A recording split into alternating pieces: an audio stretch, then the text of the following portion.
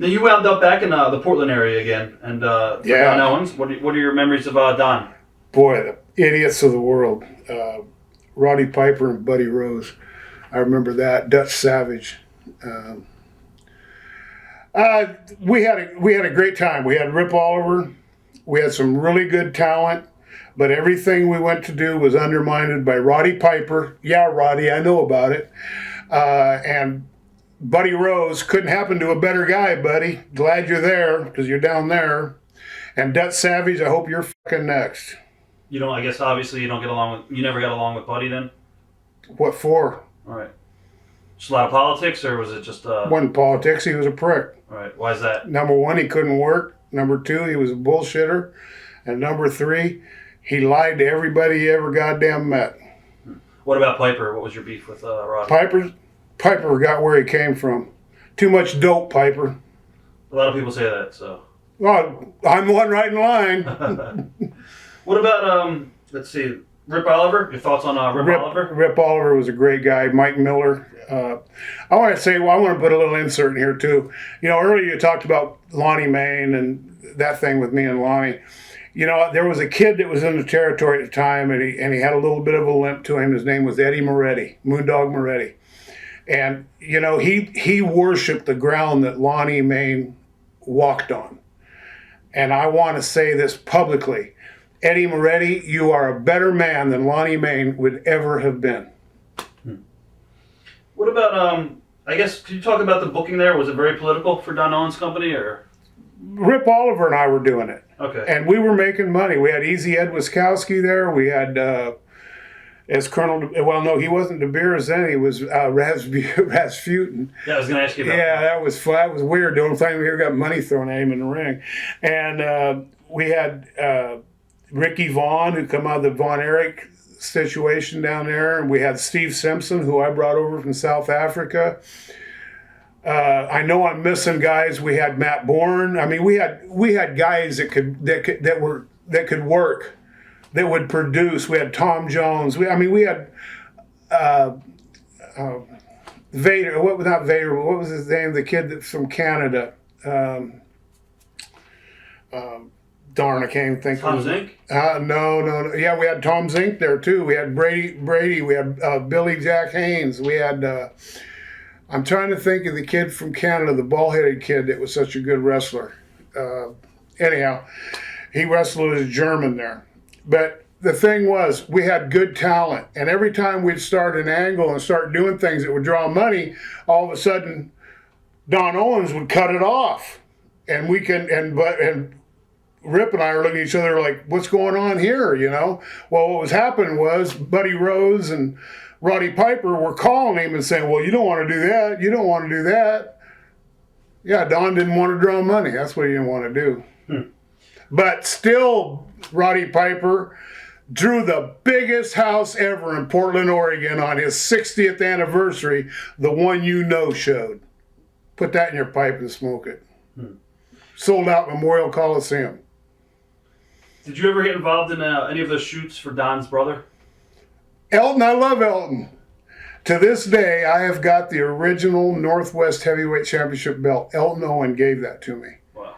And Elton and I got along great. I think Elton was a fantastic guy. He was eccentric as hell, and you could have more fun with that man than anybody in the world. It's too bad Don didn't understand that. You also had some good matches up there with Carl Steiner, too, I believe. Carl Steiner, that's who I was trying to think of. The bald guy? Yeah. Okay. Carl, yes, he was a fantastic guy, and just a great worker. You worked a little bit in a program with Tom Zink, too, I believe. Yes, Tom was a good kid. I really enjoyed being around Tom. Dynamite Kid, he came through the territory? Yes, yeah. What are your thoughts on Dynamite? Hey, just like Bulldog, all of them, they're great guys.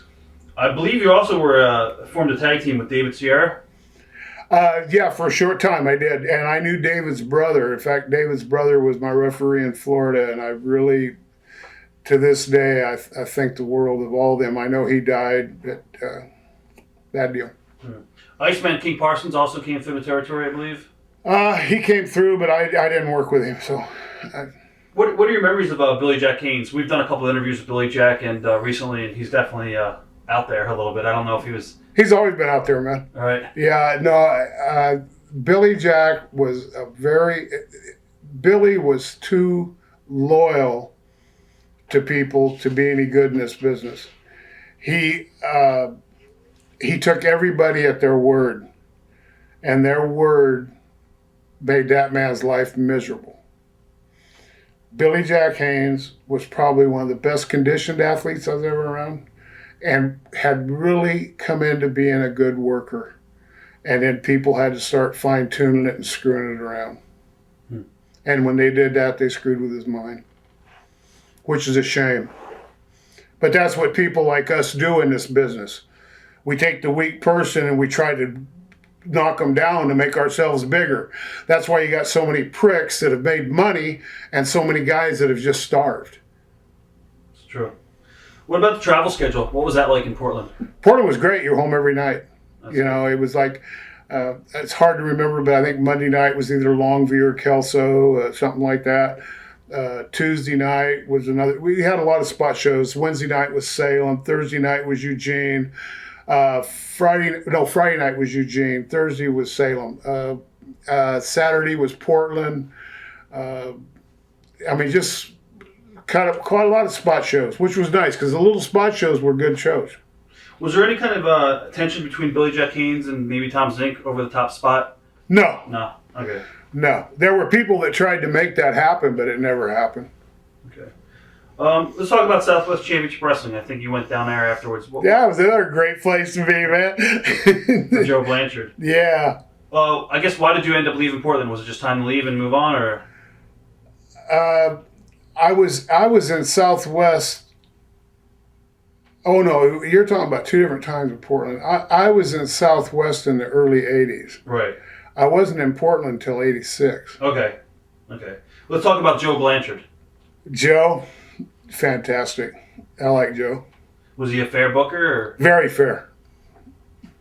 What are your memories of his son, Tully? Tully, the worst person in the world. Why is that? I tell him that every time I talk to him. I said, Tully, I'm the only guy in the business that likes you. And Tully, getting the Lord is not going to help you, boy. I mean, gosh, these guys that do that, they amaze me. Tully, you're a screw up like I was.